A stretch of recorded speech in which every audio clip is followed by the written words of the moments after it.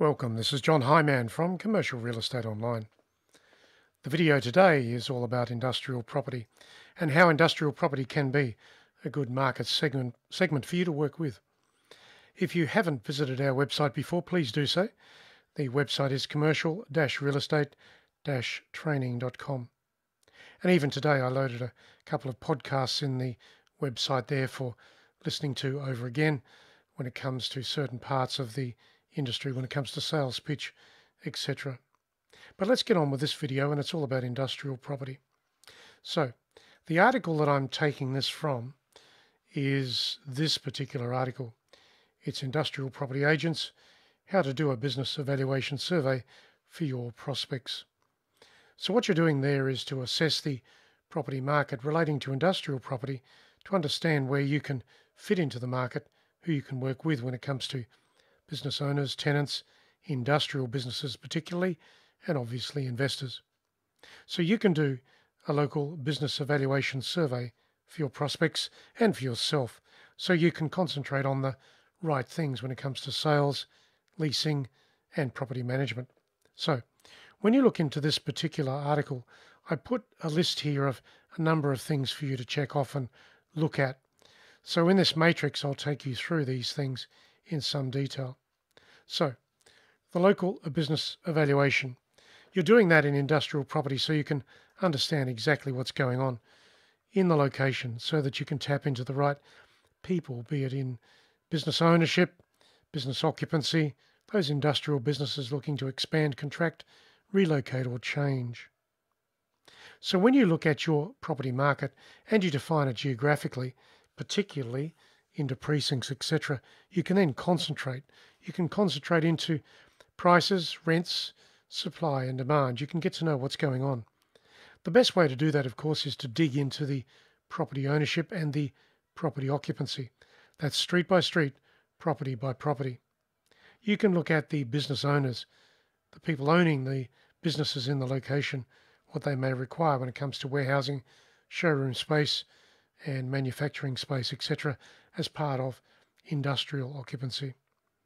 You can get to know the investors of the location, because if they are investing in industrial businesses now, they're quite likely to look for other industrial businesses as tenants in the future. And also get to know the landlords that are active in the location, or any landlords that may wish to invest into your precincts from an industrial perspective. And lastly, survey all of the tenants in your precincts, your zones, your industrial properties to get to know what's happening with their leases when it comes to occupancy, expiry, renewal, etc. You can, of course, work for tenants or landlords. It doesn't really matter where you apply your services in industrial property, but it does mean that you should specialise. Specialise as a tenant's advocate, or specialise and work with the landlords that own the industrial property locally. So let's go further and look at you specialising in a location. So when you consider your location, your precinct, there are different things to look at there. And let's look at another article which relates to this. It's a checklist way to list industrial property. You can get this article at the website, and there is a good PDF file here for you to print off and work with. It's a slide deck relating to industrial property to refer to and to keep over time. So that is the article, The Checklist Way to List Industrial Property Today. But taking some of these aspects from the slides that are in there now, you can use this checklist approach and apply it to your listings, your clients, your business owners. So let's now go further and take this into subsets of information. So when you specialize in a location, you can get to know what's happening with business movement, that is contraction, relocation, change. Of course, some industrial businesses will be getting to the end of a lease, and you can help them find another property to move into. It's interesting to note that lease expiries are usually something that takes time to work up to, and industrial business tenants will take about 18 months to relocate to another business location. So if they're getting up to the end of a lease, you should be working with all those business owners 2 years out so you can help them find the property they need for their industrial property applications. And of course, you can do an industrial property market review in your location. So what would you be looking for? You'd be looking for all of these things. The banks, to understand where they are, because a lot of industrial businesses and tenants require banks on a daily basis. Look for the universities, because some industrial businesses require universities to give them expert workforce, expert assistance with their business activities. Look at the communications infrastructure, which is telephone and internet, of course. Understand the services in the area that apply to the properties, the businesses locally, and the property ownership structure. Understand parking availability, how people move to the property and through the property, and where they can park vehicles. Now, that is in relation to the tenants and also the customers to industrial businesses. Parking is so important when it comes to property ownership and occupancy today. There will be certain amenities in the asset to think about, modern amenities which will suit the way in which the business needs to operate today. Also look at labour force availability. Where is the labour force coming from? Is it readily available? And of course, is it an expert labour force? Does it need to come in from some local town or precinct nearby? Understand the public transport, that is, the public transport that can supply the labour force into the business each day. Some businesses require public transport nearby so that they can keep their labour force interactive in extended hours of operation. Of course, also look at the main roads and freeways that apply to the location and the transport depots to move goods in and out of that business and that area. Consider the rail heads and the railways, because they will be important to move heavy goods or perhaps to bring in raw materials and resources. And then there are the airports and the seaports for trading purposes for that particular business and or businesses in the precinct. Of course, power availability will be important to some businesses and some industrial tenants of a heavy manufacturing business type. Look at water supply and stormwater for the location so you can understand that there is ample water supply for a business to operate, and also stormwater and wastewater removal.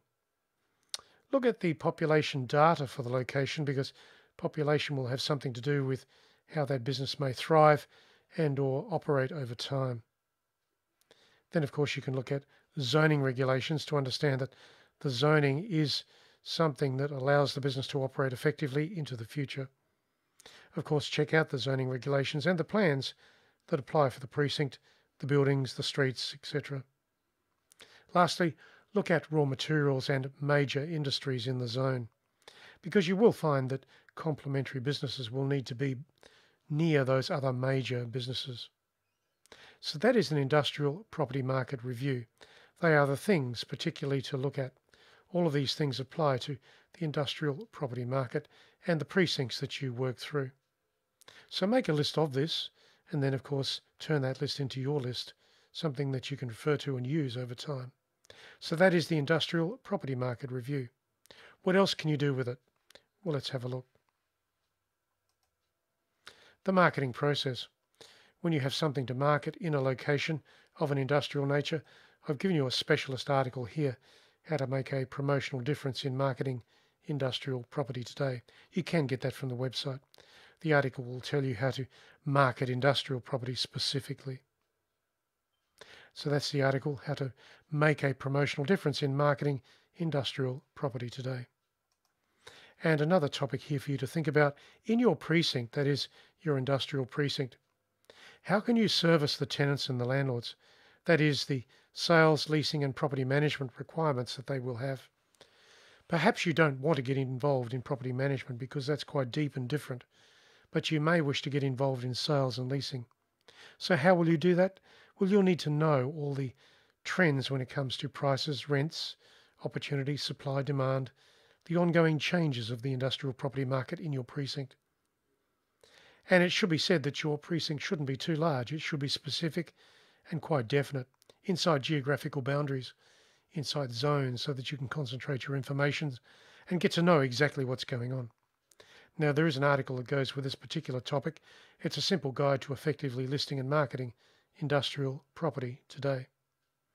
And that particular article is supported in a PDF file, and that particular PDF file is followed by the link at that particular article. So follow the link that I've got my cursor on here, and you can download the report, a simple guide to listing an industrial property today. So let's go back to the beginning here. The industrial property market, the local business evaluation. So what I've given you here is a number of things to think about when it comes to the local area, the local property market evaluation, the industrial properties that are in the area. And I did give you this particular link to follow, which will show you the survey process, things to work through when it comes to your industrial property market. So that is the end of the video. This is John Hyman. I do thank you for listening to the video today. Of course, you can check out our website, which is commercial-realestate-training.com, and you can download plenty of articles there at the website relating to industrial property in many different ways and forms. So it's John Hyman signing off for now. I'll catch you again very soon online.